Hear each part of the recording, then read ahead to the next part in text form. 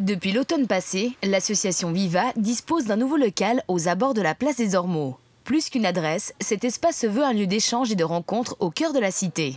Chaque jeudi matin, un accueil y est proposé de 9 h à 11 h 30. Le but, c'est vraiment de reconstruire un climat familial de la place. Donc la place, l'ancienne place du marché, c'était la place où les gens se retrouvaient, discutaient, comment ça va.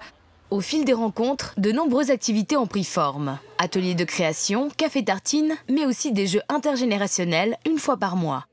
En général, nous, on fait des activités intergénérationnelles ici au local. Par exemple, il y a un atelier de jeux une fois par mois, le mardi après-midi. Il y a les enfants du parascolaire qui viennent jouer avec un groupe de joueurs experts retraités à des jeux de rôle, des jeux de société. Et le but, c'est vraiment d'apprendre les règles de société à travers des jeux.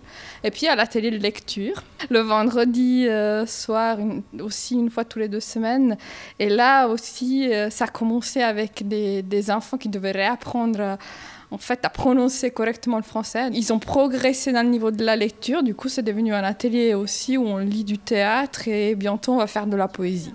Moins ludique mais plus pratique, l'association Viva a mis en place une permanence d'orientation en collaboration avec le service des affaires sociales de la commune. On est très contents. Il y a une assistante sociale qui s'appelle Catherine Muratori-Weiss. Elle est là justement pour apporter toutes sortes de réponses à des questions d'ordre, assurance, juridique, etc., que les gens peut-être n'osent pas poser ou que peut-être ils se disent mais pourquoi aller jusqu'à la mairie pour simplement poser une question comme ça. Du coup, Catherine, elle participe au café, elle fait partie de l'équipe de l'animation du café et puis on a remarqué la première fois qu'elle est venue que les gens osent poser des questions.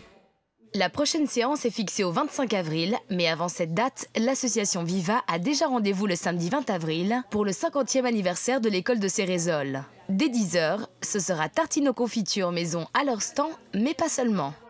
L'autre grand projet, c'est une chorale intergénérationnelle. Et la chorale est composée d'enfants de tout niveau de l'école, des résidents de l'EMS des Mouilles et des gens du quartier qu'on a recrutés. Il y a le fameux projet du tricot des arbres. Donc il y a un groupe de résidents de l'EMS des Mouilles a accueilli une classe de l'école de Cérézole. Et puis tous les jeudis matins, ils ont appris à tricoter comme ça à l'EMS. J'apprends aux petits-enfants à tricoter.